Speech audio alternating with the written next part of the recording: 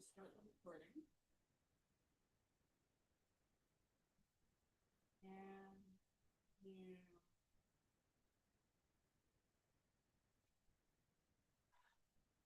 you provide to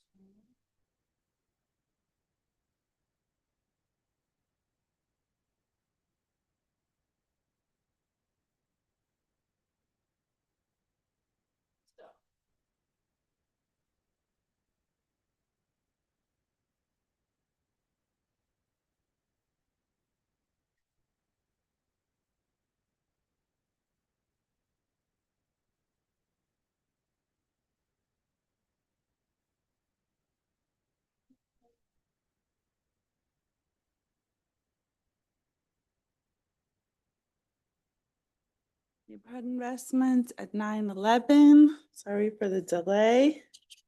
Do we have any changes to the agenda? Any public comments? Nobody's here from. So we have minutes from August of 2025.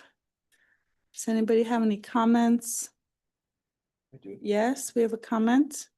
Yes, where it says review of the minutes, draft minutes of July, shouldn't that be June?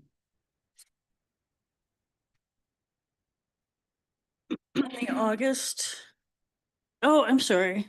Yes, Oh, at the yes, top, it should say, August. And then if I was excused, I couldn't have second the minutes. Oh, very, very, very. but, Oh, wait, so we have August. Right? In the agenda, it says draft minutes, August 2025, you know what? and the draft minutes say July. I may not, it looks like I only included July. I'm sorry, I forgot that there were two waiting for us to approve. So I will bring the August, I will clarify here. Ensure we know that these are the July minutes. I will make Steve's I will double check who seconded the review of the minutes. Sometimes honestly, I cannot hear in the minutes and if or in the recording, and if I haven't heard it, I give it a best guess, but Okay. you weren't there, so I don't know why that's there. So I will check that and then I will bring the set of minutes that we didn't go over to the next meeting. I apologize for this. Okay, so we'll postpone. Okay. Okay. So then our first action item is page 16. Well, that's the resolution for the action item. This has to do with extension for DICC's grant project. Do you want to explain it? Yes, so as you can see from the August letter that the executive director, Krista Tripp, submitted. At the time that she wrote the letter, it seemed unclear that they would be able to meet their to complete the project before the expiration of the contract. So she requested a 6-month extension, which is more than Nels can grant at the staff level. He can grant a four-month extension. So that was granted so that she didn't expire in the meantime. And she assessed how long it would take her to get the project done. In the intervening time, and she came last month to talk more about this, but I talked to her last week to see what updates there were. So they have submitted a voucher, partial voucher for the work they've done so far, which is progress on this project, which I believe the submitted voucher was $4,000 and change. And she has identified an electrician that can come and do the upgrades that are necessary to power the doors. However, the installation of the powered doors needs to be done by the door company. So there's two kind of sets of work that need to be done. So she had a call out to confirm with the door company that they are able to come out and do it and that all the parts necessary they have in stock. She doesn't want to incur expenses for the electrician without knowing that the doors can actually be installed soon afterwards. Very good stewardship. So that's what she's waiting for right now. However, the hope is that that can be confirmed relatively soon and then scheduled. So if the parts and the installers are available, this could be completed much sooner than March 31st. But we're still considering this resolution just on the safe side. Yes, that's correct. Does anybody have any questions? Carl? What's the impact just in terms of our spend down? I assume that the bill from the electrician won't be that large an amount. In terms of the spend down, this is why we wanted to make sure that any extension didn't go past March 31st, because that would give 2 months to, if we needed to reorganize the funding somehow to facilitate spend down. But it's a relatively small project. So we think that with the completion date of March 31st, and checking in regularly to know whether or not they're on schedule, we would be able to redirect that money if necessary before May 31st. I'm sorry, I should have been more precise in my question. We have the monthly target for Yes. spend down, so that's what I actually was referring to. Yes, okay, so that's a really good question, Carl, and that's sort of why I don't know if reaching spend down can be considered a craft. It seems like more of an art because we had those targets, and I am following up with our grantees to try to make sure that every month we're reaching $74,000 in spend down, and that requires a lot of communication. As you see in the 2024 CDBG activities, as of this October draft grant summary, there's only been 33% total of CDBG from 2024 spent down. The slowest, a slow mover that is one of the biggest, actually the biggest, no, one of the biggest projects is Reuse's training opportunities. They have vouchered for and expended 38% of that project, but this is one that we'll need to keep close watch on because this has probably a disproportionate effect on our ability to reach spend down, the 2024 spend down. As you can see, some of the other ones that were not moving or we're moving slowly, such as Project 6, Career and Resources Program, they've now vouchered for their first expenses, and most of the other ones, DICC now has vouchered, have started their spending down. I reached out to the Learning Web to understand why they hadn't started vouchering for their personnel support, and she let me know that she was preparing some vouchers the week that we spoke. So I don't see them in the pending vouchers that we have. But I will reach out to her again.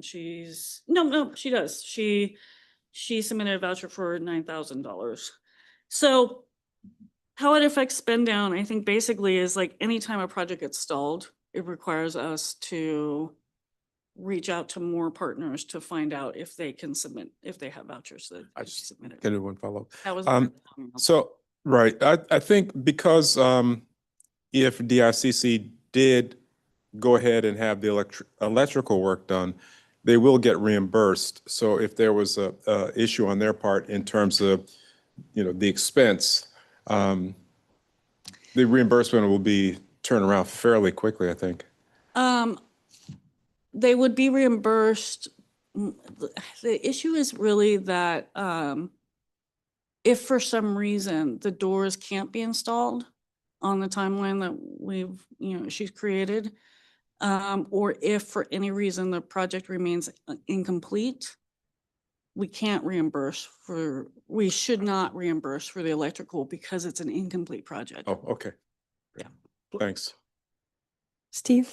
Yeah, I had two comments. One was to answer Carl's question about the electrical. And, I mean, I can understand why they would not want to get the electrical work done Mhm. until the doors arrive. Yeah. Because, when the doors, the doors might come from someplace else, like they might come from Canada, they might come from Sweden. And with all this stuff that's going on internationally, it's possible that there would be a delay. And also, you can't do the electrical work before the doors arrive because the doors might not be compatible with what the electrician installs. So they have to make sure that they coordinate those two things.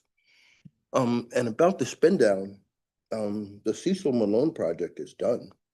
Yes. So they should be getting Yeah. 100% of this money. Yeah, I want to address that, but before I lose the thought on the door issue, I just wanted to go back and let you know as well. We have reimbursed the ICC for some expenses, and we do that on projects even when they're waiting for components and parts.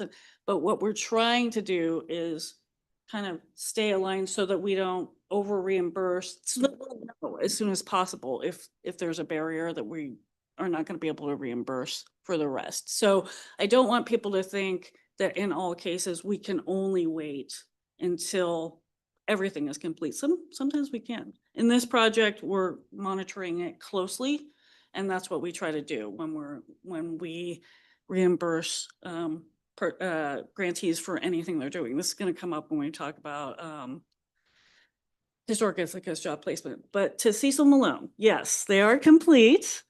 And at the time the grant summary was created, they had not yet submitted their voucher, but I just actually last night received an email from Ari, the sidewalk program manager, asking how we wanted him to show the portion that IURA paid for it. So they're preparing their voucher right now. And has anybody been down there to see the? Yes. On that? Yes. They did a really good job. Yeah. When, Why is there like a missing section on the approach to the rail? Okay, I know the answer to that. I saw that. I figured it might be something.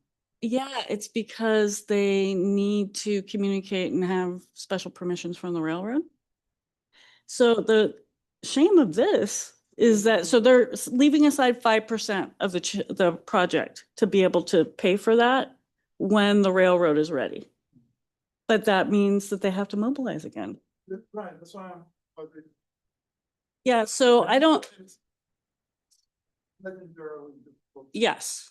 work with, this, I don't know, so you should have started 6 months ago, ask, you know what I'm saying? Because this is known, that anything with a rail takes twice the time. Anyway, sorry. No, that's, As a result of them not doing that section, they were actually able, from what I can see, they were able to finish and go around Cherry Street.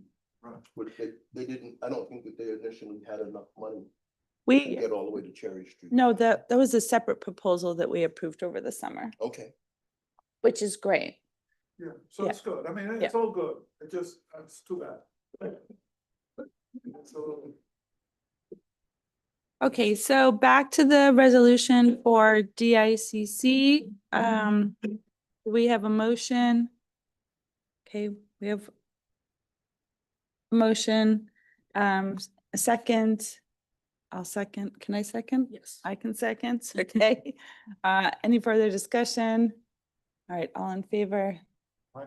Excellent. Okay. All right, then we have our second project to discuss, which has to do with the homeowner rehab.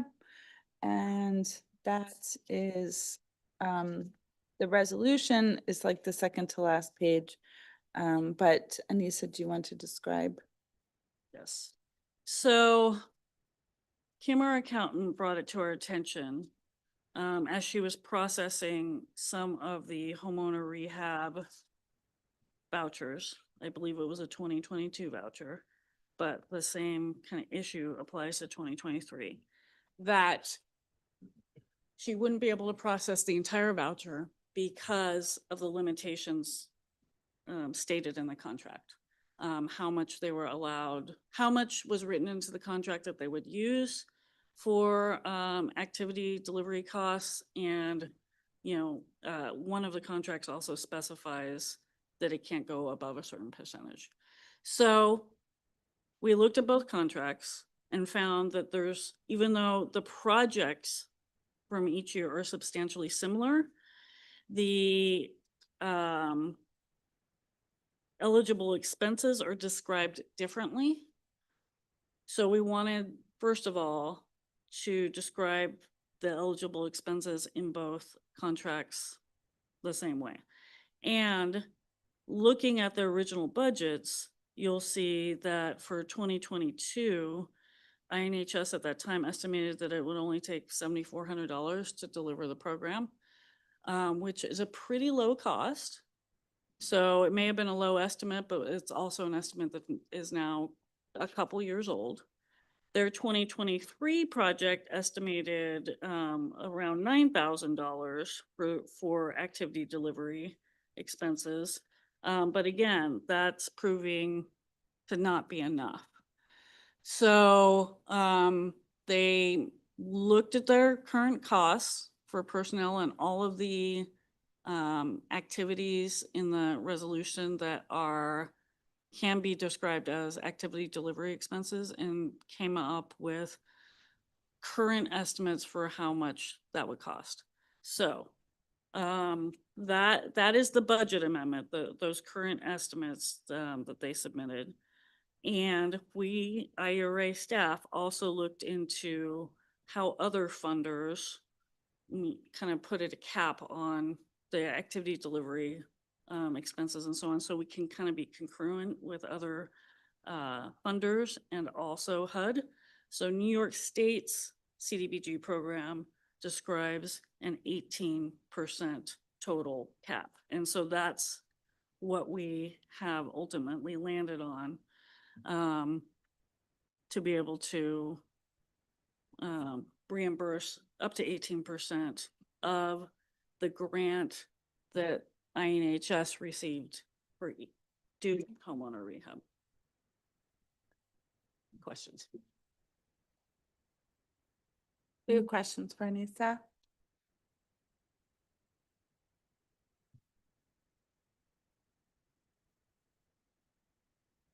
I don't think so. Okay.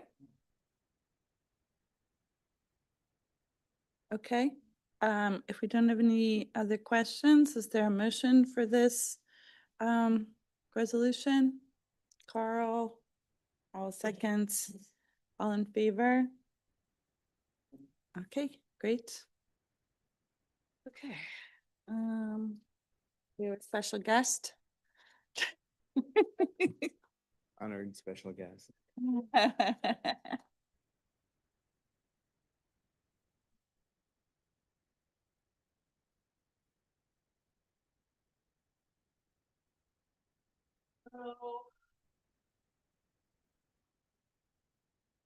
Carl provided the perfect segue earlier for our timeliness discussion when he asked about DICC and its progress. So what we have been doing the last 2 months is trying to understand how much we will have coming forward almost immediately that can be reprogrammed.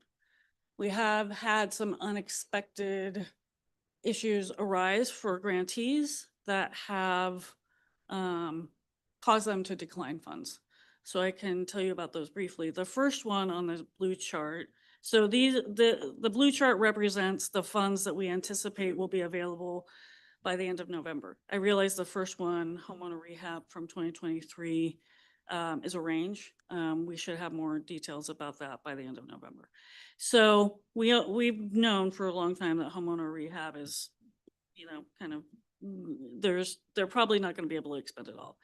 So that's not new to you. However, Historic Ithaca, as you probably remember, has a new executive director, and two of their program staff that handle work preserve have moved on to different jobs. And in the wake of this, the staff and board of Historic Ithaca have found that they do not have the capacity to do the job placement portion of work preserve. They're able to continue with their readiness activities, and in fact, they've recruited a new partner, New Roots School. So students there will be receiving job readiness. However, the truly intensive portion, what they've expressed is that the youth that they're working with, as they've always said, have many different barriers and challenges. They don't feel that they currently have the types of human service delivery experience to be able to adequately serve the youth, to prepare them beyond the readiness project to truly enter a job. And there's also a lot of work in job placements that needs to be done related to creating partnerships with employers and so on.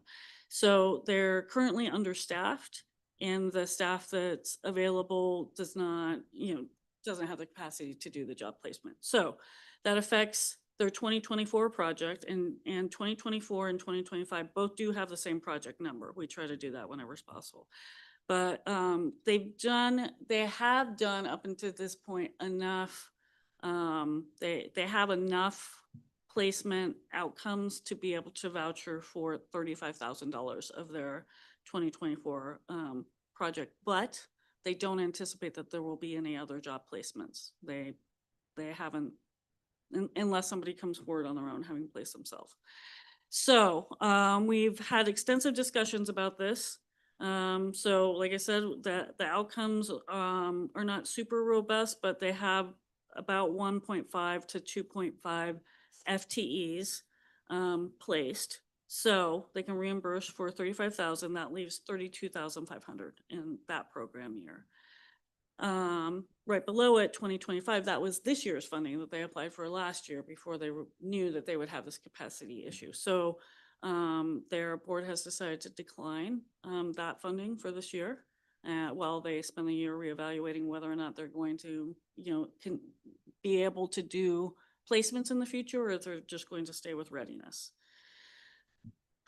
Project number 9, Southside upgrades, has hit some barriers related to being able to define the scope of work for the project that they proposed. Because one thing is we need to understand the scope of work to understand and make sure that what they decided they can complete in a year would actually be compliant. Part of the issue with being able to get to that point to define the scope of work has to do with electrical issues at Southside, including the fire panel and the electrical panel. The fire panel currently is very erratic, and you probably know a lot more about this, but signals the fire department frequently that there is a need to come to Southside, which the fire department has to come and check out. So much so that there needed to be a 24-hour watch over the summer. And this is not because there seems to be any fire hazard, but because of malfunctioning of the fire panel. So that is a responsibility of the city of Ithaca, not Southside Community Center, to fix the fire and electrical panel.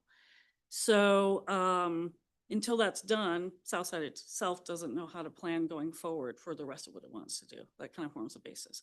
So Southside, regrettably, had to decline the 2025 funding because of this particular issue. However, Nels has more to tell us about that in a moment. But let's just move on for right now. So they would be returning the entire 2025 award. And Project 14, you already know about $30,000 from ISP at CCTT. And that $30,000 is the maximum now that could be reprogrammed as a public service for public service activities in 2025. There are a number of possibilities of doing that. It does not have to be used for public services, but in general, usually this committee has wanted to see the maximum use for public services. So, and just to give you a preview about that, we're going to talk about alternative projects on the back for the bulk of the funding. But having looked at 21 alternative projects for housing and public facilities, there are 8 potential projects for public service project alternatives. And we thought that would be better to discuss at the next meeting. So, questions? I'm sorry, so we're not discussing chart 2? We're not discussing what? No, we'll discuss chart 2. I'm sorry. But this has only housing and public facilities projects on it, no public services projects. So just the potential reprogramming of the INHS and Historic Ithaca and Southside funds? Yes, so the total estimated available minus what's available for public services at the low end would be $205,000. At the high end would be $235K. So what I'm in essence proposing is that we discuss how to reprogram $205K right now. And that's on the green chart, those projects. So we're putting aside the funds from project 14. Yes. Temporarily, till we have more time to discuss that. Yeah, there's another good reason for that is funding within the public service category probably can be done as non-substantial amendments that don't need a 30-day public comment period and go to Common Council for approval. So the agency could probably make those modifications on a pretty quick time frame. But if we move more money from projects to projects, it's got a longer time frame, and there's a clock here running on it, so to speak. So that's why I recommended to Anissa that focus on the big picture questions first, and then the agency can work on the public service category, smaller changes. So didn't you include that information in the email that you sent out? Because I thought I read that somewhere about the fact that that it would change how our resolution for expenditures would be. We did discuss in the previous meeting that actually has the document at the end of the minutes that are in the packet. Okay. About the issues related to reprogramming. And that's where we discuss the substantial amendment process and how long that can take. I don't know if that's what you're. That's what I. Okay. Yeah, one more framework kind of point, if I could. We committed at the agency to do a workout plan for CDBG timeliness spending that we submitted to HUD. They've accepted that. It said that the IURA in November would take a look at the issues and initiate reprogramming if appropriate. Because the October statements are showing that we have $670,000 left to spend before May. We're not meeting our $75,000 per month expenditure rate currently. But as Anissa alluded, we've got some good news. We know that the sidewalk project has been completed and we'll be able to book that before May. But still, it looks like we're going to be tight, and we're going to, I think it's really important to reallocate some of these funds and get them into the community and expended. It's kind of one of those snowball effects, like when we just barely made it the year before, and then last year we didn't quite make it. We're always like on the edge, and it challenges everybody when you're so close and you can't quite make it. If we can get ahead of the game, we're going to be in a much better position and have much more flexibility. But I think to get there, we need to reprogram some of the funds to projects that can be expended when we know that these are not going to move forward in their current format.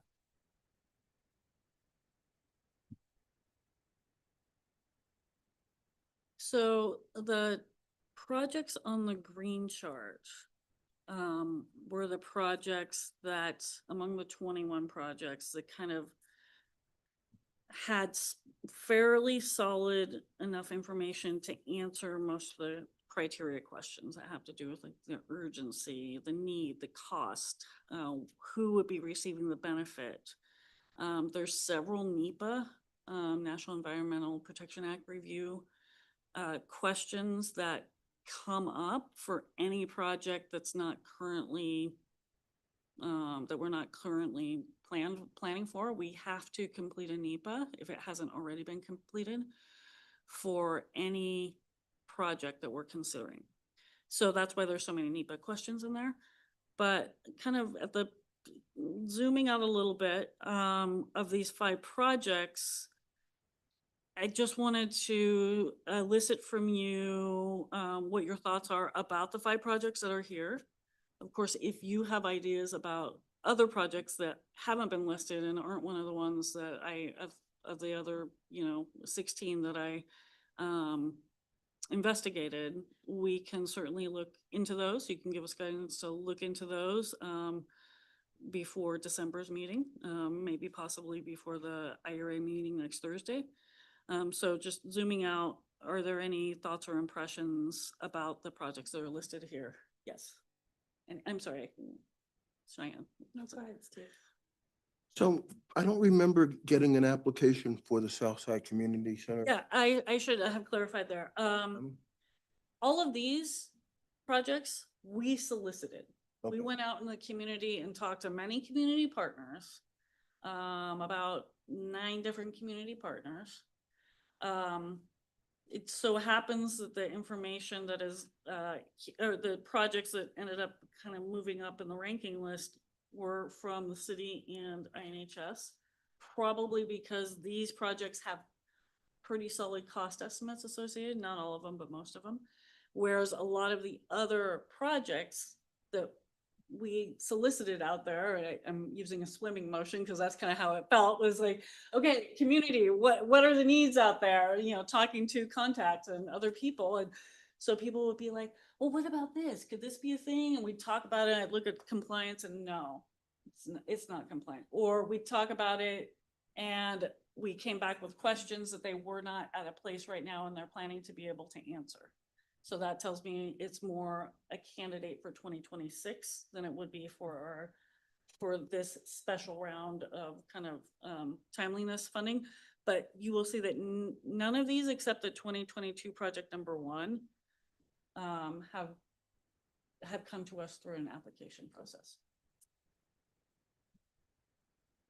Yeah, my question is essentially a kind of similar question, which is like, in the big scheme of things, when people and organizations in the city say, how come those guys got funds? They didn't even apply for them. I mean, I know for everything besides public services in the last go round, we basically were able to fund as much as we could. So it's not like we left outside of public services, we didn't leave applicants hanging.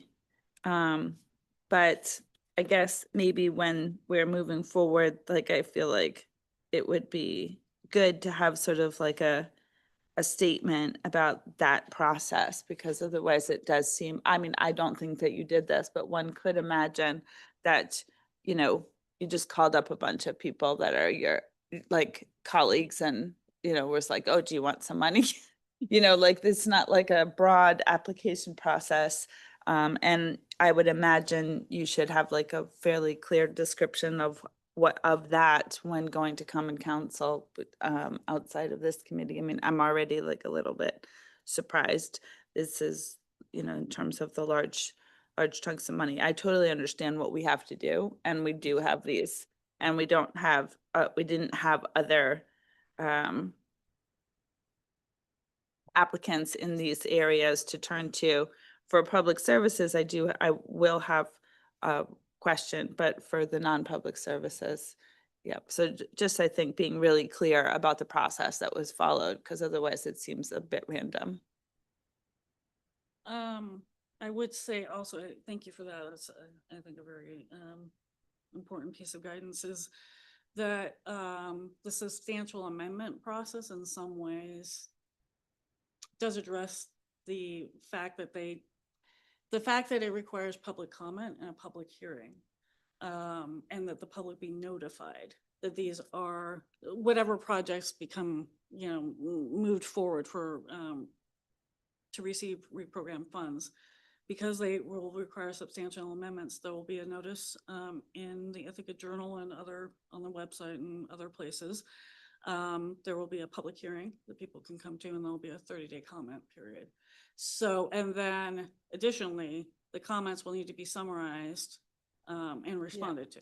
So it's not the same as the application process that you're talking about, but it is careful to involve public comment. Question? And It's- sorry, just wanted to add, in prior years before we had the spend down issue, sometimes we could wait and roll it all into the next year's action plan. And sometimes though we would reprogram during the year if there was a need to. I'm sorry, nothing's coming to mind, but I know that we've done that before. Yeah, we've done both, but our preference was to roll it forward to the next round where we had the luxury of being able to do that. And that's would continue to be my recommendation and where we can. If we did, you know, if we had the luxury of not hitting a timeline or a spend down, then that is a much more open competitive process, and the agency can look at the full funding and the full applications. That's preferred. Okay, that said, in your outreach to the community, is it safe to assume that you contacted any agency or nonprofit that applied already who would be eligible? Because I think those would be the people who would be most inclined to feel, I don't know, that they were, you know, not informed if they weren't informed. You know, it's want to make sure whoever applied Yeah. and went through the process, maybe didn't get funded. If there's more money, then that they get considered. That's what I was saying, Fernando, is we funded we pretty much funded all of the non-public service requests this past round. So there were nobody got left out at all. Okay. I don't believe so. In answer to your question, I did not systematically reach out to every program that was funded in 2025, partially because of, you know, many of them, as Cheyenne said, were fully funded at the Okay. request level.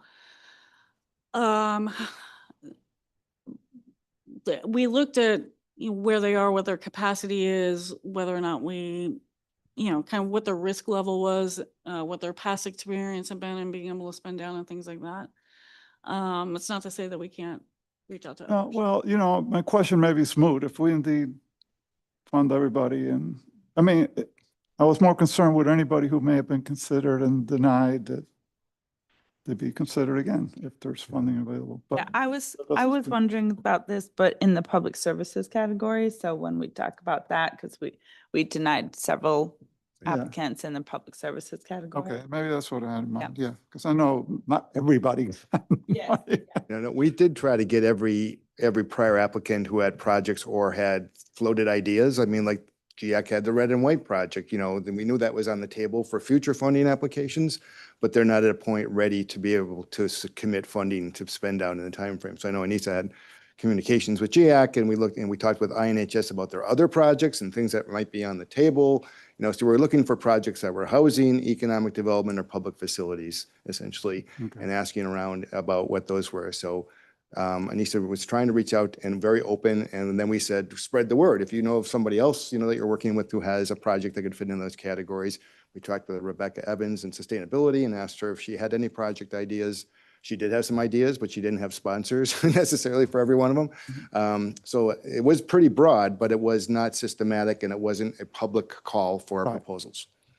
I will also say there's another factor that we looked at. There might have been a limiting factor, and this has to do with the note about contract details at the bottom of the green chart. Because we're aware of how long it takes to develop a new contract, I was focusing mostly on activities that either had an existing contract that could be modified and amended fairly easily, or an MOU. I did talk to some projects that would require a brand new contract and new commitment documents and all of that. But that contracting process adds more time Yeah. to how long it would take to get the money to them. And then they have a shorter amount of time to spend it before May 31st. So this, for me to understand, these projects you're proposing here are, the ones you vetted and came out. Yes. Yeah, these are the ones that, are you asking if they're likely to be able to spend down by May 31st?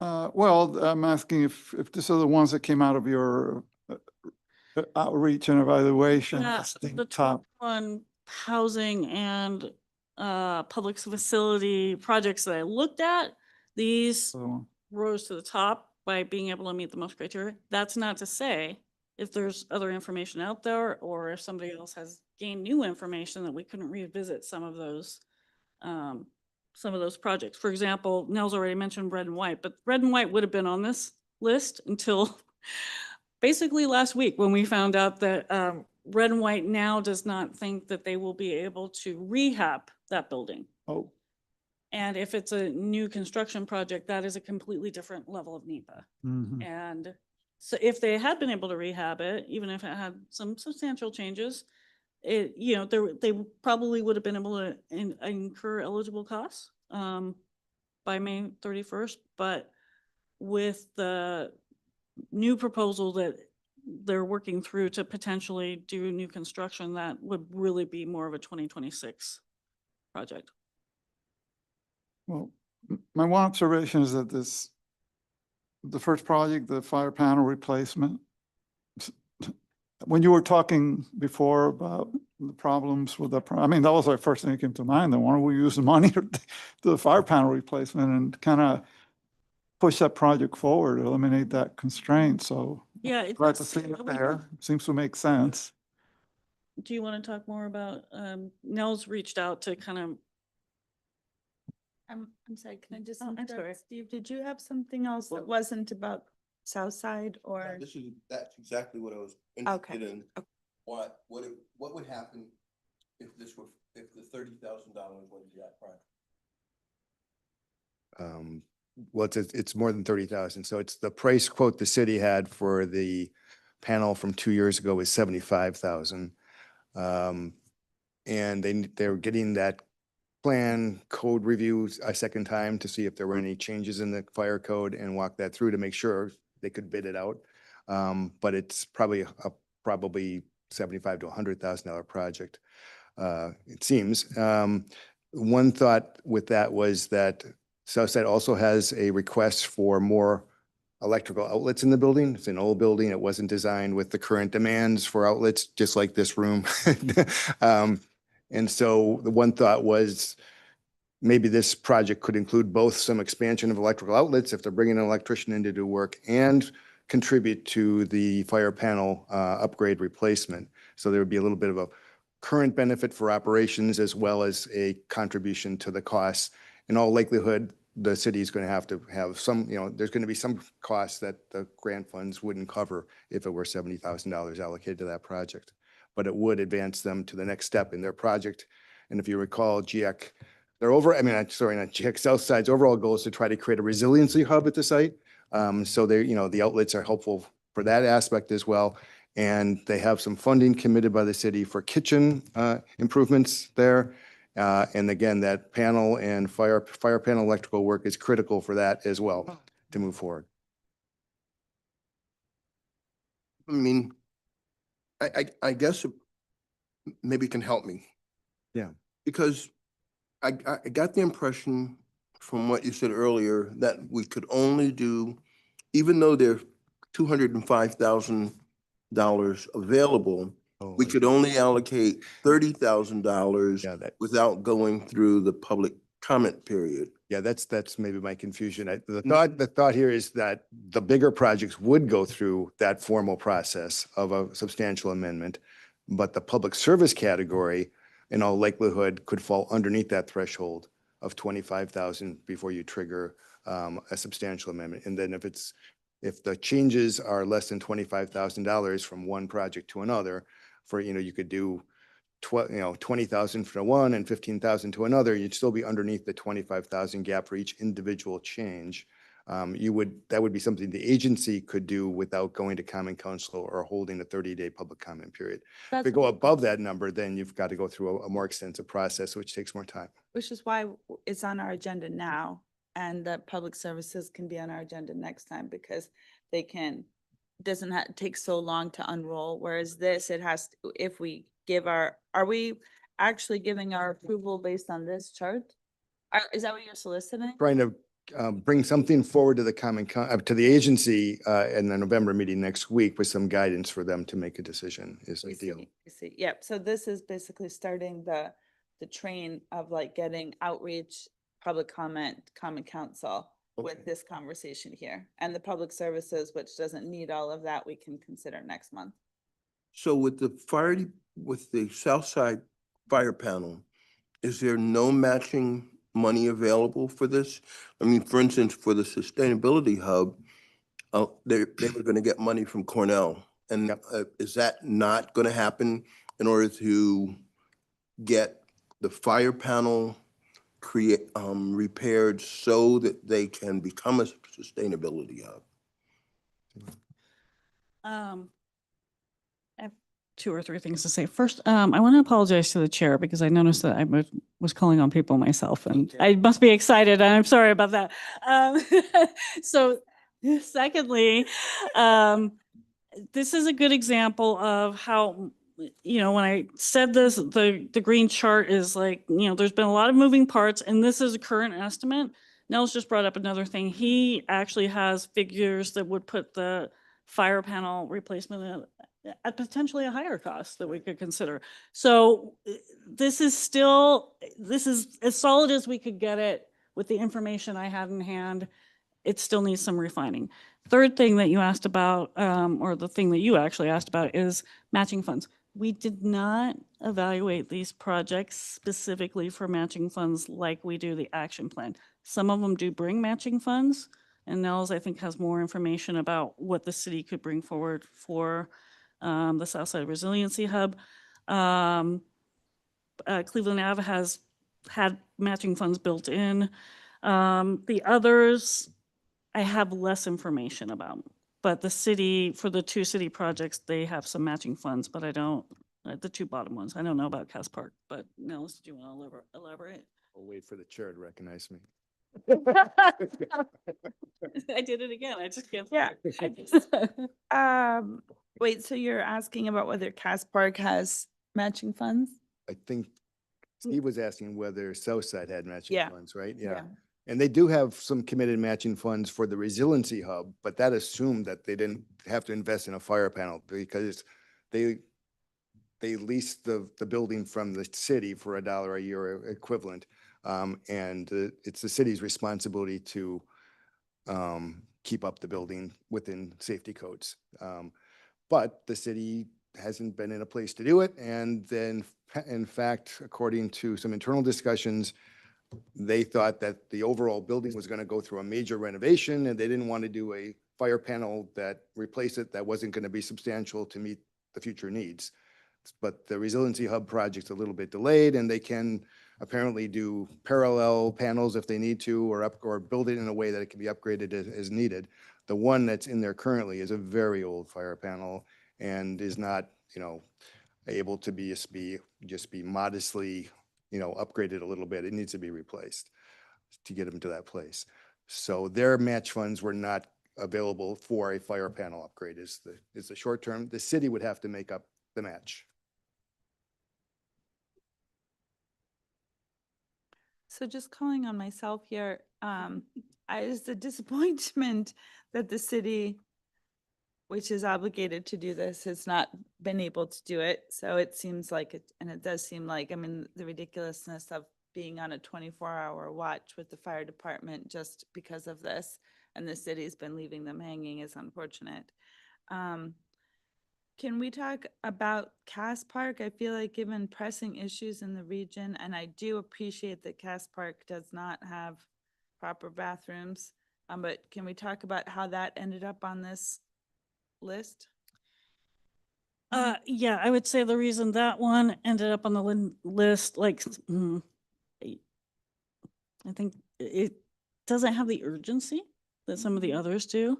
However, it has solid cost estimates, more solid than any of the other projects. The NEPA issues, even though we haven't done a NEPA, my preliminary investigation leads me to believe that they would not require a substantial NEPA review. There's a lot of a funding gap to fill, and the contracting process would not be super difficult. These were some of the things that led it to rise. Not that it's the most urgent or it's not meeting an emergency need, but primarily there's a lot of solid documentation about how much it would cost. And it's out to bid and it could complete in time for May 31st. So how much with this range here, what is our bottom level of potential contribution? They've The 92? No, I think there could be any number at all, actually, because they've bid out the project, they've gotten pricing back, it's higher than anticipated. They have a shortfall in the project, and they're gonna have to go to Common Council for a modification for more funding. Council's been, in this budget process, very negative on incurring more debt, so they may just say, we're not going to do the project, or you're going to have to meet it within the budget lines. This is a fully ADA accessible bathroom that's being replaced next to the children's garden with the pavilion that is also right there. And then there's a second bathroom over by the baseball fields, which is also part of their bid package, but not part of what we're considering, because we don't see that as a community-based, City of Ithaca focused bathroom, because it's serving whoever plays in the baseball field, which tends to be more regional. Again, we have to qualify our activities based on a service area usage, whereas the pavilion and that area is really one of the closest public bathrooms in the city, or one of the few public bathrooms in the city. It's very old and it's in very poor condition. And I don't think it's ADA. I don't think it's ADA accessible either. So those are the reasons why it rose beyond. Of course, the critical piece was it is it is documented. We know what the cost is, and it's timely. But it's not our usual kind of targeted low mod benefit activity. It's more broad benefits. But I think any amount of funding would assist that project, because they're going to need more funding from authorization from the Common Council either way. I see. Steve? So if I'm getting a sense of where we're going here, is that the two projects that we're kind of looking at would be South Side Fire Panel. I mean, that we have a lot of affinity towards, is the South Side Fire Panel and the restrooms. And the restrooms, if I'm correct, it's the existing restroom that's right where the playgrounds are, that there's no real path to, that's paved. It's a muddy path to get to. It's behind the children's garden, is Yes, that? Yes. yeah, that's the Okay. one. I don't remember the So- pathway. Would we get any more would the IURA get any more details about what it's going to look like before they awarded? Yes, we Money. have that information, actually. We could They get have the that. plans. Okay. Yeah. And is it going to make it ADA accessible? Yes. Because one of the things that, for me, as a senior citizen, is their ADA accessibility is really non-existent in terms of getting to the bathroom, much less once you're in it, because the path to it is just, it's muddy, and it's uneven. So I'm just hoping that part of their plan is to make it level and actually make it so that a wheelchair could get to it from the parking lot and also from the children's garden. Yeah, I think one of the cost overruns was the site work that they had. It came in much higher than they anticipated for the site work, which is related to that as well as meeting flood regulations. So two questions. So the amount of money that we're looking to program, shall we say, it's 205? Okay. I just verifying that. And the Cass Park, so you said they have good cost estimates. They go from 92 to 286. Is that I was looking at their cost estimates and so 92,300 is the entire cost of the electrical work that would need to be done in the public restrooms and the pavilion. They don't have the two broken out separately. They have a lot of other budget lines. I was trying to put a reasonable range here. I felt like if I put like $0 to $345,000, that wouldn't be specific enough information. But as Nell said, it can be almost any amount that you Yeah, want. 23 is the electrical? Anything- 286 is the full project? We just got an update, actually. I copied you in. No. The gap is 246,000. Oh, the gap Yeah. is 246? Yeah, mhm. Okay, great. Just got that confirmed. I mean, we don't have enough money to fund all of these. So I guess we would be recommending as seems like the request is sort of like to give our input for the board to discuss for next week. So So we would just be putting in some amount towards that amount. We wouldn't be able to get to 205. This is like over $300,000, and we don't have that much money. It's 107 or something. leaving out Cass Park, the other four, it's $215,000. Yeah. And that's not even counting towards Cass Park. Yeah. And just to be clear, they don't, like, doing 5 projects would be a lot of substantial amendments and things like that. So you don't have to consider all of them equally if you feel like there's one that is less strong or does not call to you or something that's, I mean, as a group, if that's input that you want to give to the IURA also. I mean, I'm sort of a little bit torn because we have other supports. So the 215 Cleveland Avenue project from 2022 is still in need. And can it proceed without these $50,000, or where is it? It has proceeded. This is the fact that they had to raise it up, and that was not part of the original budget for that project. Originally, the project was to rehab a home that they acquired through tax foreclosure. They couldn't rehab it, so then they moved to new construction. Then they ran into the flood regulations and they had to raise it up on that plinth that they built. And then they've just learned recently that they have to do more work to insulate the connections of the water lines so they don't freeze, because they're now kind of like a mobile home. They're exposed to the air in that raised structure they have. So they have a major cost overrun in the project, but they have incurred that cost already. So on one hand, it's easy to reimburse them because it can document the costs. On the other hand, they've done the work. The project's going to proceed either way, but it points to a deficit in building and constructing single-family homes at affordable levels for families. And INHS has been struggling to make that program kind of cost neutral for them. So this would help them build that argument that they should continue that program. Whereas if they have to eat the 50,000, they're going to lose money on that project, and it builds the case to be very careful about proceeding with more affordable for-sale, single-family homes.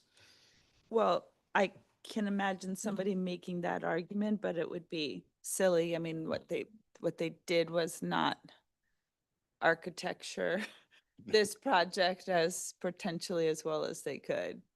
It was a challenging project. Yeah, I but it think, doesn't cast, I mean, it would, I mean, I can understand, but it would be weird to take it as a lesson about single-family homes in general. No, I think a lesson to INHS that they need to subsidize their projects when they do single-family homes because they lose money on most of Yeah. their projects, even when they get grant funding. Yeah, yeah, And this one, they're going to have a deeper subsidy on this particular project. yeah.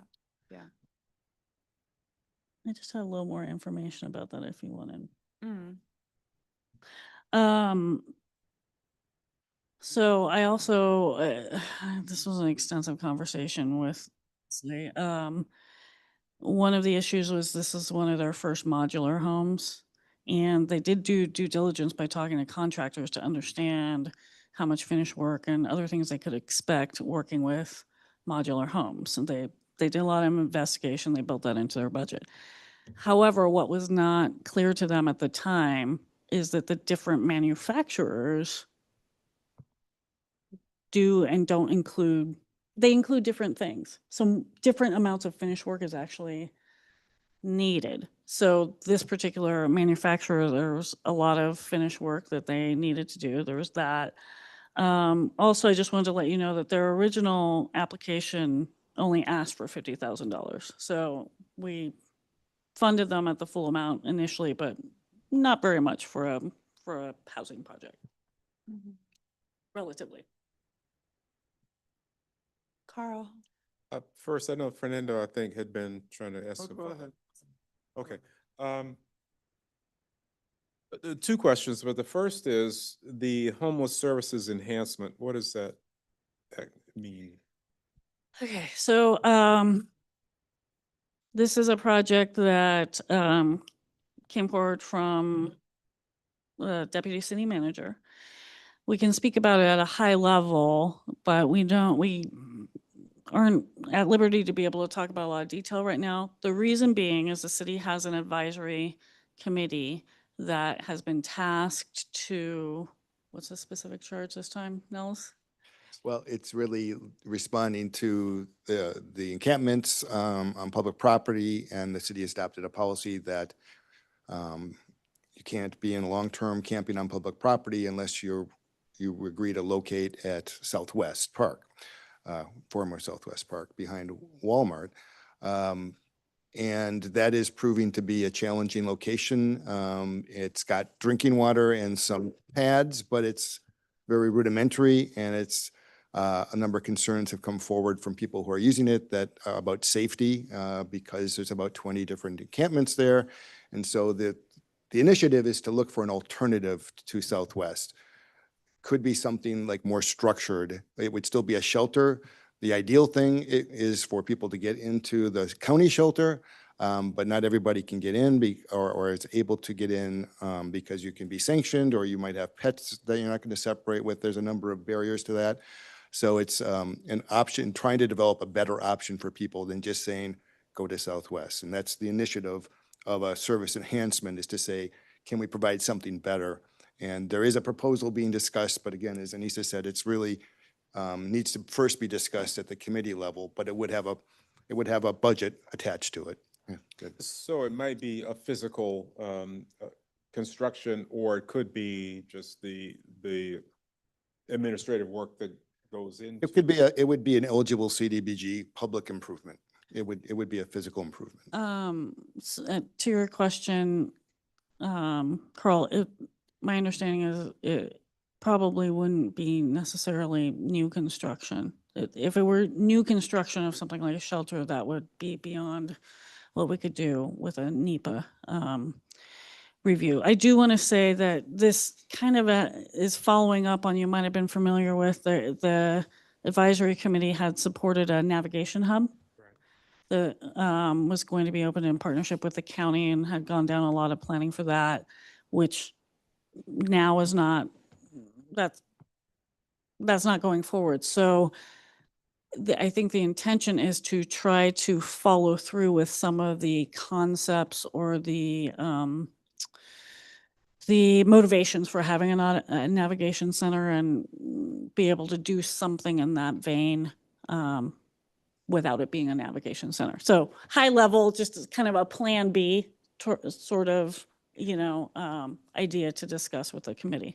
So, I'm sorry, so the follow-up is, so one of the things I've been thinking about or looking at this is through the lens of what can be the spin down, again, getting back to that, and which of these projects the funds can be spent in a timely manner. Certainly the construction ones, I think, those we know, or there could be all kinds of variables, and that might cause some problems for us. But the fire panels seems like it could be expended relatively quickly. And I will say that that's a safety issue, so I definitely support that. The Cleveland Avenue seems like the expenses have already been incurred, so that could go quickly. But the other three are kind of unknown, it seems to me right now. But again, just from the spin down point of view, I could see two definitely. And perhaps the homeless services enhancement. Just one response to that, if I could, about the Cass Park project.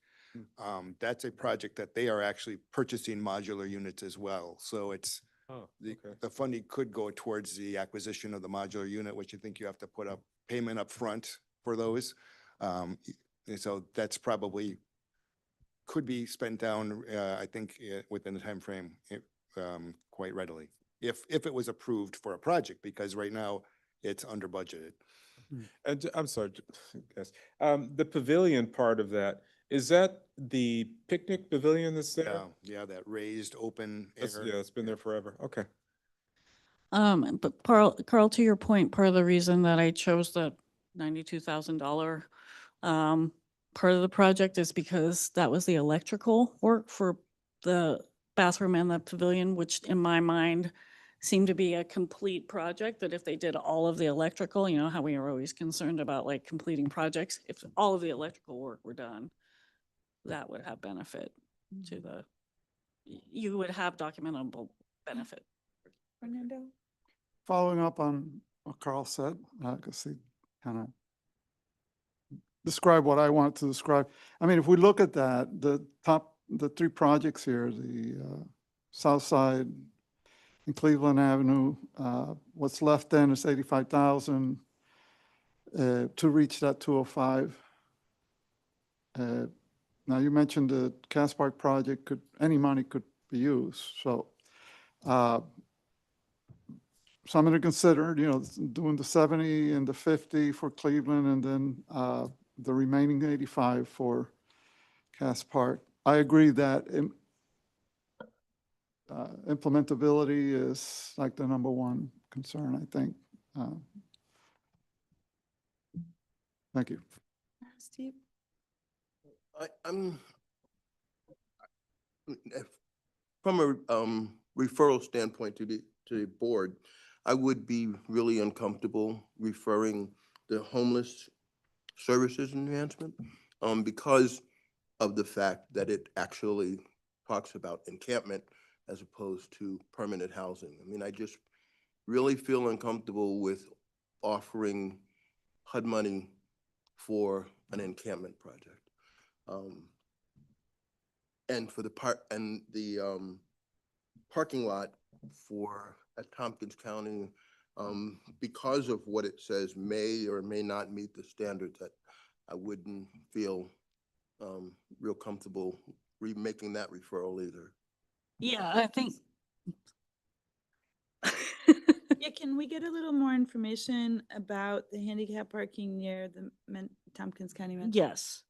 There is this project, actually, as I was putting it on there, I was feeling like it didn't have the same level of documentation as the others did, though the others above it did, although it did have more than some of the other projects we talked about.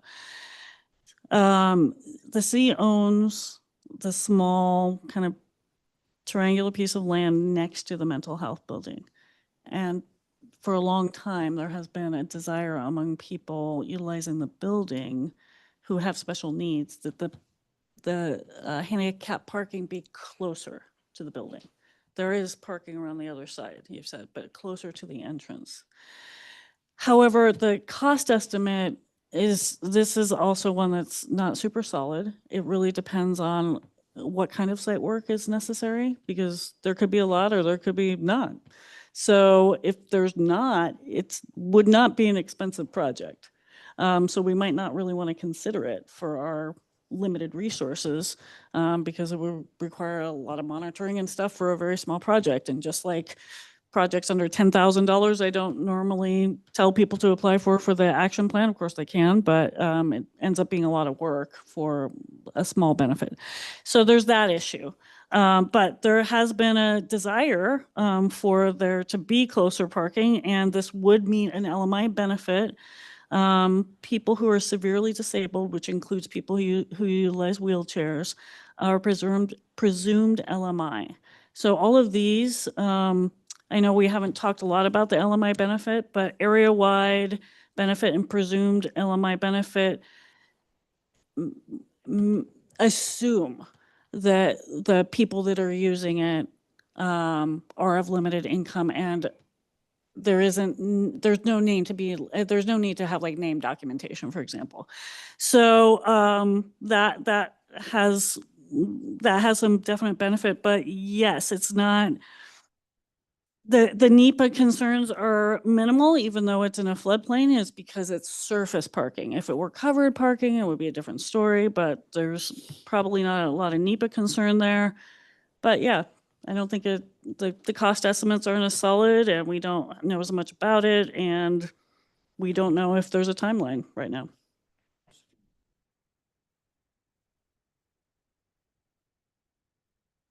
State buses. Yeah, this would actually be further down the road from where the buses are, just past that. So it's between what was Urban Outfitters and the mental health building, that little green area. It's actually the former stub of Aurora Street. If you think of Tioga Street going through the commons on each side, it's a little segment of what was the remnant of Tioga Street. But it's really that area in front of mental health that's grass and asphalt right now. But it's not designed really to serve any particular use. It's not very well designed for any one use. It's just kind of what was there after construction activity was finished on the adjacent sites. My experience with Green Street in terms of trying to deal with the traffic on Green Street when there's another problem within the city is that the hub per se, and the way Green Street is designed, adding additional parkings anywhere on Green Street, personally, it would be a bad thing to do. I mean, it's, even if it is handicap parking, it's just, Green Street is just not really conducive to putting more parking, because people will just, if it's there, they'll use it. And it just makes it really hard handling traffic, when there's a delay in traffic that's up the hill on State Street or right on the lower part of State Street. I'm just not really in favor of that. This is just a personal feeling, but having from my experience. At least maybe a couple times a week, we come out of, my family, we come out of the Green Street parking garage. And because of that light that's by Cinemapolis, that makes it easy. And I'm not sure if that's the concern you're talking about, but exiting is not onerous because of that light. You know, traffic gets stopped enough so that you do have plenty of opportunities to come in and out. And yeah, hopefully people won't park in the handicap spot, but I know people do. But because it is right there, I don't know how, it's been a while since I've been in the mental health building, but it might be, you might have a clear line of sight for someone inside to see if someone parks there and is not, coming into the building or is abusing the handicap parking. Problem is that the Ithacan doesn't have enough any parking other than in the garage. I mean, from the way I'm looking at this, is Ithacan doesn't have. Oh. any parking. So therefore, people have a tendency to double park in front of the Ithacan. That takes out a lot. Then if there's anything going on Aurora Street, like the water main break, where Aurora Street was actually closed, there's no other entrance to the Marriott except the rear entrance. So therefore, now you've got cars that are stacked in front of the Ithacan and the rear entrance to the Marriott. And if you add another place for the people to park on the other side of the street. Not on the street though. It's off street. Off the street. It's off-street parking. Yeah, but it would, if it's anywhere in association with Green Street, it's just going to add to Green Street. Well, I might say that the problems that you present, that you are describing, create a real nightmare for severely disabled adults trying to use the services. So this is an attempt to make it, even to make that a little bit easier.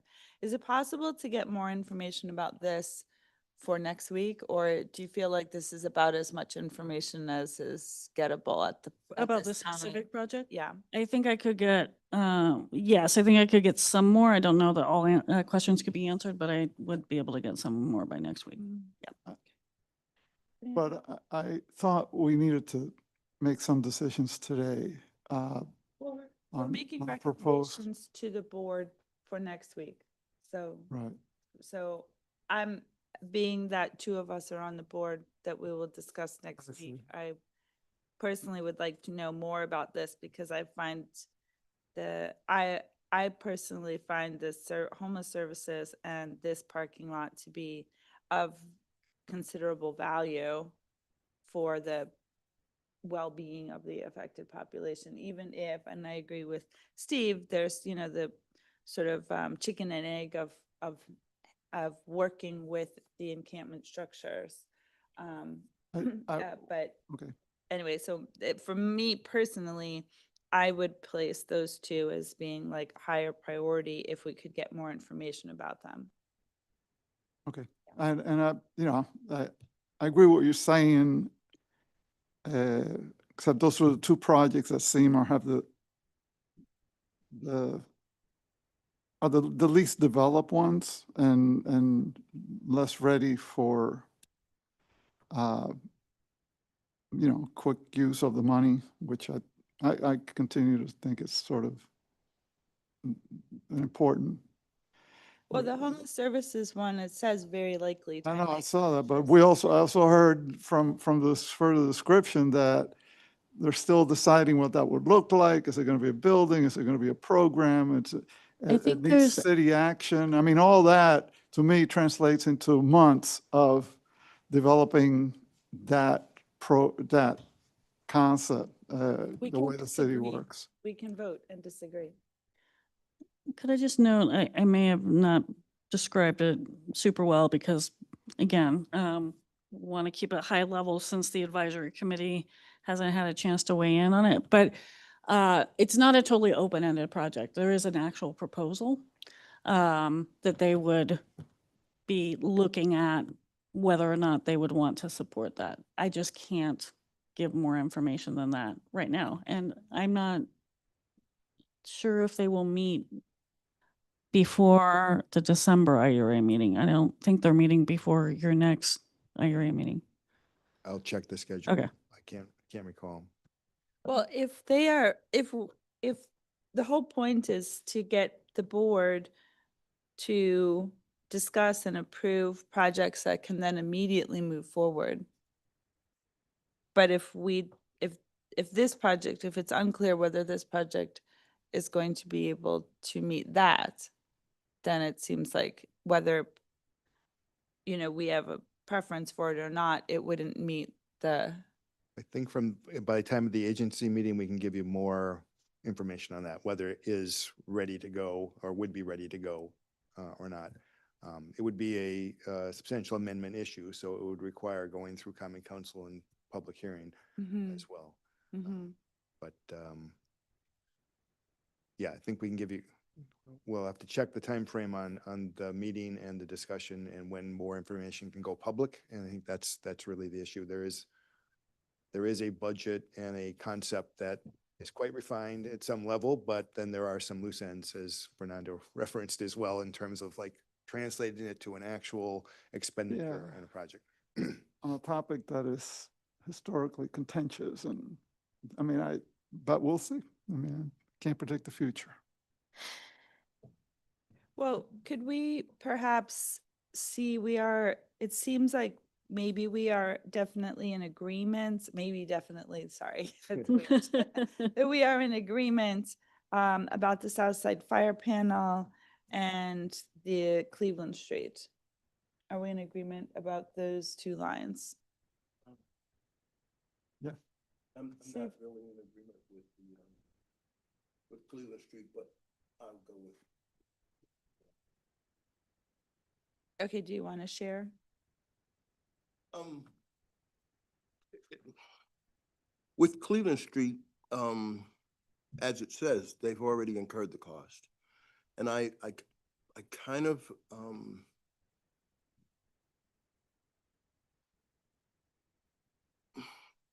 I feel like adding money to it, if it's already been taken care of, I feel like adding additional money to it just really doesn't help the cause in any way. And I agree with you with what you said about they should not allow this to keep them from building single-family homes.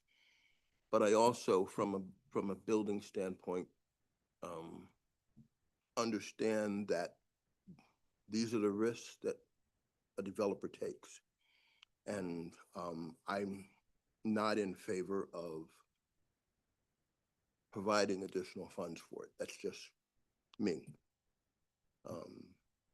I am very much in favor of Cass Park project and the panel.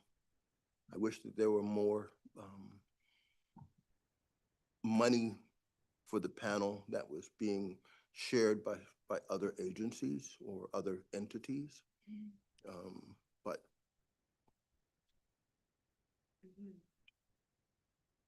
70,000.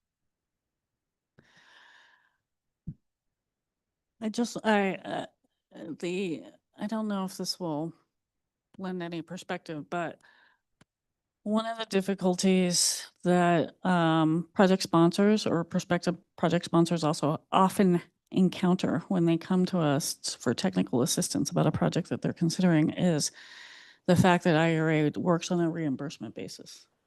I just did my first consultation of the 2026 action planning cycle. And for an interesting, innovative project that the small organization that's interested in playing a role would not be able to incur expenses in advance, so could not work within the framework. So while in some ways it doesn't, it's just a weird thing about IRA funding is that incurred expenses in some ways are more of a benefit for us because the cost documentation is already there. But if Well, it- the other thing is had they, I mean, part of me thinks that had this been in the original proposal, we probably would have tried to fund, I mean, if this is, it's weird because it's from 2022, but like, you know, we were in support of the project itself. So I guess that's, and when I think about it, I agree that it's sort of, it's already done. It's not going to not happen because it's already happened. But at the same time, it's sort of like in terms of supporting because this $50,000 should just come out of whatever the next project is. It makes it That's right. harder for the next project to happen either through proposal and rationale or just through cash flow. So, and, you know, in that sense, I support it, but I agree that it happened already, so, you know, and I would hope that it wouldn't actually substantively negatively affect, but it is harder to build the, you know, the one-family homes. I guess there are more complications. Question, Yes. just want, so are we looking for a motion to, with a particular program of projects? Well, Well, I go, what do obviously- you folks need from us today? I'm wondering. It's not clear Kind of a question back. where to we're to headed. some degree, but ideally would be some recommendation to the IRA of how to reprogram. Reprogram this funds to that we're gonna have. $105,000. Okay. It If might- we could propose to the board, because we could be getting more information, and maybe this is just because of my own desire to not really drop anything, because there's more information that we could be getting about these projects, but we could think about ranking them. And so that the board has that information. I mean, the board can always do what it wants anyway. But, so I guess if we go back, we have sort of, it seems like we could just take a vote on each one and see what were to happen, even though obviously adding it up is the point, but we are in favor of the fire panels, right? Collectively, everybody's in favor of the fire panels as a straw poll here. Okay. Yes. And a straw poll on the Cleveland Avenue then is 3 out of 4. I'm gonna say something like some contribution to the Cass Park, because it sounds like any contribution is valued, right? Mhm. Whether it's under 90 or 90, right?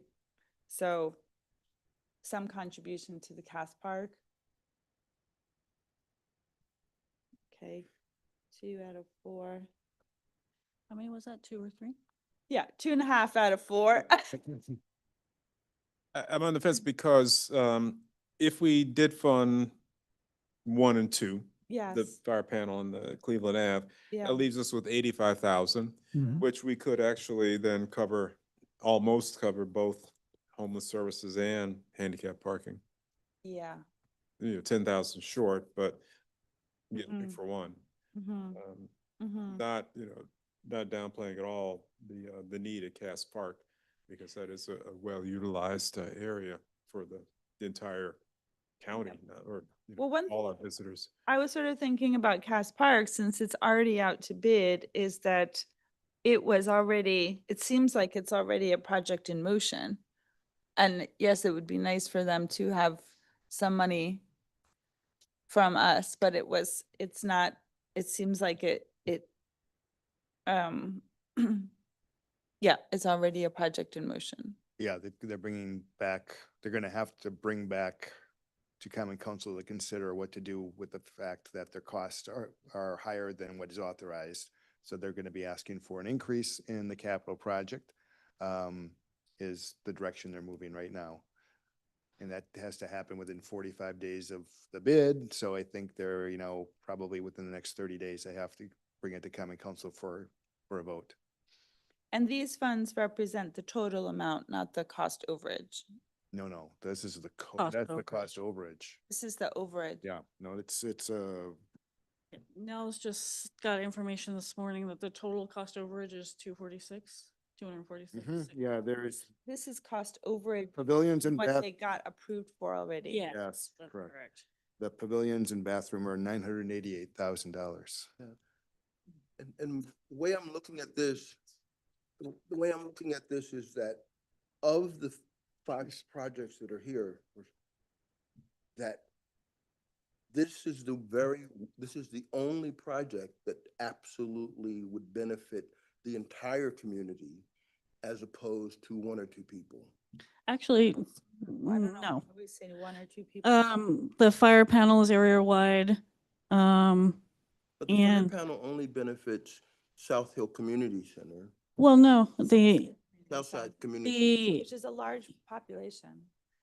Yeah, the service area is at least 3 census block groups, but the entire city is eligible for utilizing the south side. I get it. Okay. I mean, I agree with you Okay. 100%, but from a population perspective, the Southside Community Center has a specific population of people who use that facility. Cleveland Avenue would benefit whoever moves into the home. Whereas the Cass Park bathrooms, that population is anyone who happens to use Cass Park.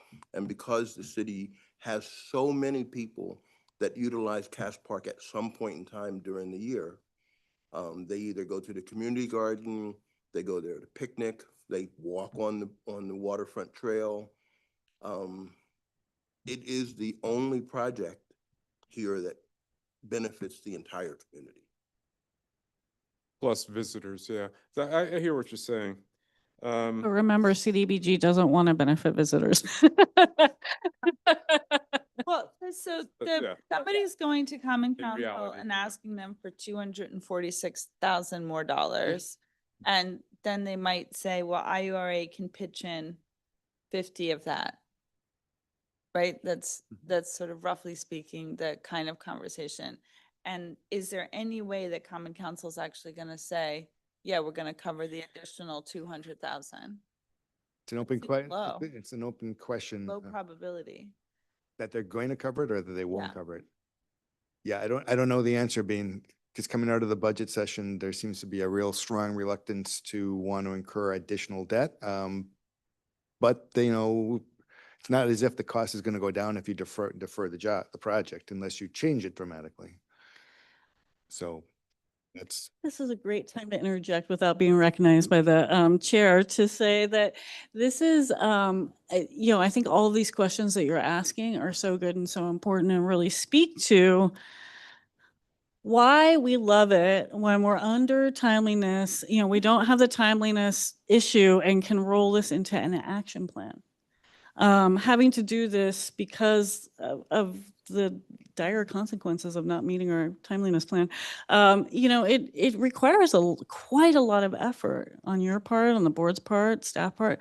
And as you're seeing from talking to Nels and I, there's still moving parts. There's still, we need to get this rolling because of the 60-day substantial amendment, but projects could drop out, unfortunately.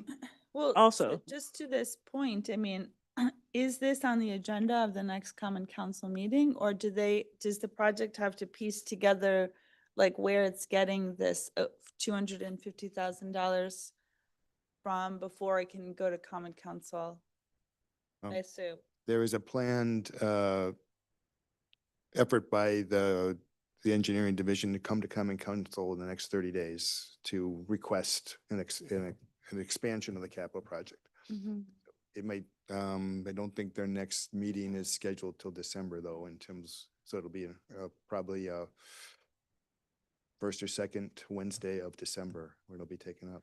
And it sounds like if they don't get approval within the next 30 days, they only have 45 days after the bid is open, or after the bids are accepted. Unless the contractors grant an extension, Okay. but yes, right. Okay.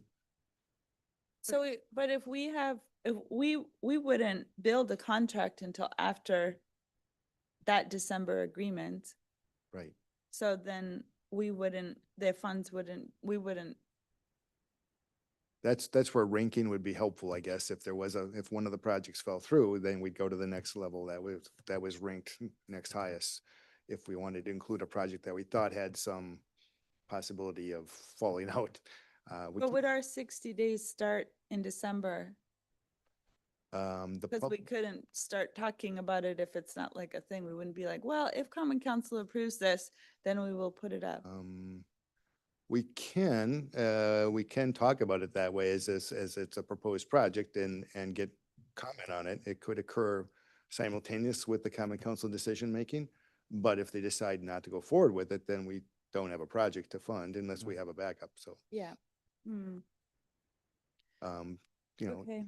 So we could put the contingency on that our matching funds would only be available for X amount of time or something like that. Is that weird? I mean, Well, We could figure out a way Yeah. to do it, but To Carl's suggestion about, well, anyway, I guess we have kind of 2 out of 4 roughly for that one. The homeless services enhancements. if And we I have a will say, purple- if we go with Cass Park, I'm fine with that too. I was just pointing out that we could get 2 instead of 1 with remaining money. But all 5 projects, I think, are worthy, definitely. Yeah, Mhm. Yep, so if we had our straw poll for homeless services, is that 3 out of 4 or 2 out of 4 or what is it? For me, I mean, you're asking if we like the project, we want the project. I mean, it just, trying to Better put, rank. if we're trying to rank, do we, okay, I see. what you're about, Mhm. okay, well, let's talk about the handicap parking on Green Street. Started to speak without raising my hand.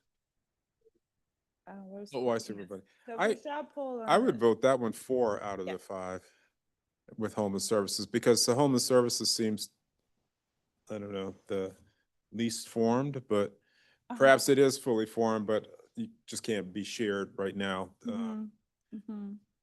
But I think you said, Cheyenne, doing, improving access for handicap patrons of the mental health building, I think is pretty important. So if we gave a ranking of the panels and Cleveland Street, we know those 2 based on our overall rankings, even though everybody's not 100% on it. It seems like there's a number of questions on the homeless services enhancement. I mean, I support it, but that doesn't, seems, we have maybe weak support for that one. Okay, maybe. So then, the question is how much would we want to, put in? If we were to put in, got more information, maybe about, if we were to put in for the restrooms, Cass Park restrooms, we could put like a range of 50. I mean, they already have to find, I mean, even if we put in 100, they still have to find another $150,000. So if we contribute to it, Well, if we assume that the fire panel in Cleveland happened, then there's 85 left. So if we want to think of it that way. well, I have the handicap parking center at 20. Okay. So if we have 75 and 50 and 20, it's- right, so another 55. 50-ish or so as potential for the Cass Park project. It helps to offset this overage. Yes, I agree. And it could be flexible. So still going back to the south side is it says 70,000 and then I also have this 75 to 100 actual note here. right.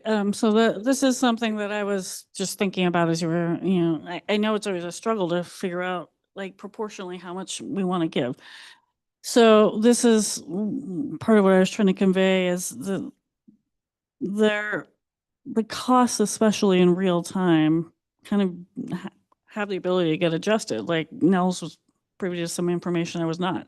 So, yeah, and we could find in going back to these projects to say like, okay, now please let us know, do you have actual, whatever, have you done more work since the last time we talked that you know more about the costs or something like that? They could tell us like, this one, the $20,000 one, maybe it's way less. I mean, maybe it's way more. I mean, so this does necessitate me to go back to everyone and be like, okay, let's, Find it. yeah. you know, So we- let's so refine. basically, we're sort of providing interest levels. Yes. Not able to provide the Right. exact account. We're not able, we don't have enough information to provide like a strict accounting in order to get between 205 and 235. Yeah. But we're sort of roughly speaking, I guess, our interest levels. So, South Side, Cleveland, some contribution to Cass Park, and then the handicap parking spot. And yeah. And the exact levels would have to be evaluated based, like, when we know more about what those costs are. Yeah. Is that sufficient? Is that too ambiguous for us or for you? No, I think that's helpful. I think that's great. And I think that's what our charge is to recommend to the board. Here's the ranking and then because we can't say exactly what the dollar amounts are right now. Mhm. As I understand it. Yeah. Right. That's what we're asking. You two will be there to be able to represent, you know, kind of people's, you know, stronger feelings or, you know, depending on how much is available. Okay. I mean, we also, like, maybe to Steve's point, if in the end we need more money to actually complete the fire panels, we can help split the cost of the overage with the Cleveland project and not pay for the whole thing. So, given that that is also already done, like, we're helping to split that overage, but it's done. Unlike the panels, we want the panels to happen. So that could be, does that sound like a reasonable characterization? It- We do want the bathrooms Get done, that. but it's such a big price tag. Yeah. I feel you. I mean, I'm not in that space that much anymore, but I was there for a long time when my son was younger. Right. We can get back to you with the actual date they're planning to go to the common council on that one. That would be helpful, I think, to know Yeah. for their next timing week. for that. Yeah. Mhm.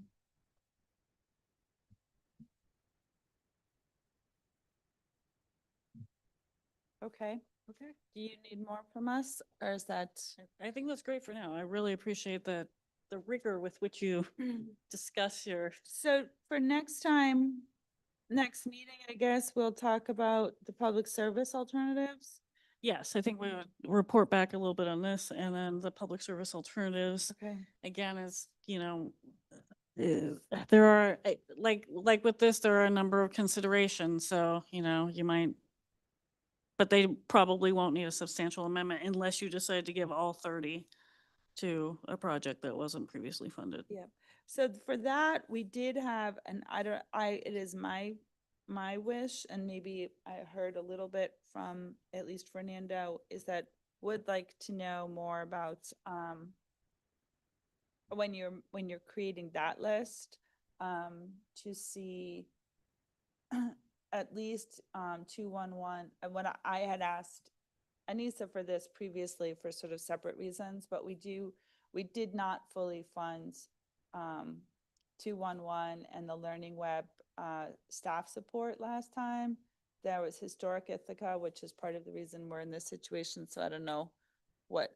That Historic was- Ithaca- I know, Job readiness isn't part of the reason the job placement was. yeah. So anyway, we did have four public service programs that we did not fully fund to the level of $46,000 last time. So it would be good for at least those to be part of the conversation when we They talk are, about yeah, this next time. absolutely. Yeah. I just recognize Anissa did a lot of work to try to get these numbers. It's actually, you know, grantees are reluctant to give up their funding. So Anissa had to ask over and over, you know, where are you? Do you have a project that can proceed? It took a lot of time to try to, I know it's not like pinned down, but we've got much better numbers than we had 3 weeks ago.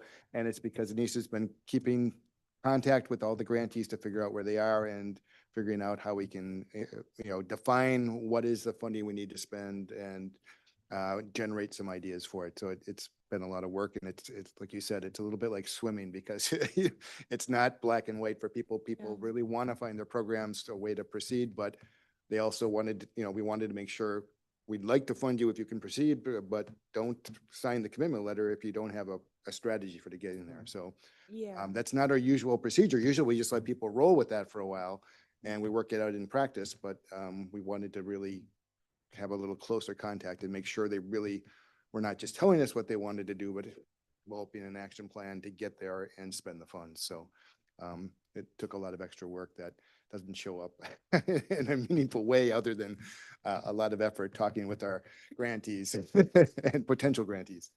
I'm sure it wasn't, it's not easy. It's a little interesting though. awkward It's and- interesting and Yeah. awkward. Definitely an awkward process. Yes. I will say, I think I might have mentioned this at the beginning. It's like, also, we don't know that this is the end of the reprogrammable. This is just what we know about. So, I mean, that's the difficulty too. It's like this can all be reprogrammed and we can still end up with like a giant chunk of money that needs to get out the door. So, yeah, anyway, it's a lot. Thank you. Sure. Thank you, everybody. Thank you. Sorry I was late again. I delayed us. Oh, Oh, so um, anything else? I think we've reviewed the grant summary and really my staff report, many things were woven into this discussion. So, like I said, I did do the first, consultation for 2026 AAP. And I don't know if I made it clear, but in most cases for the projects that we talked to about as alternative projects, if they were not in a state of readiness, I reminded them that that could very well be a 2026 application project. That if they start working on their thought process now, if it's not ready to be considered as an alternative project, or if it's an alternative project that we don't decide to fund, many of these could come forward in 2026. Yeah, that sounds good. One question about the shared kitchen. It's open, so why haven't they, Nels, too bad Nels has just left because Nels is their point person. Okay. It is open. They do have beneficiaries. It's their first year with IURA funding and identifying all the things that they need to among their beneficiaries, City of Ithaca residents or businesses, LMI benefit, et cetera, documenting costs, all of these things. They have had some vouchers pending. They just need more documentation is my understanding. Yeah, so, thanks. Adjourned. We are adjourned.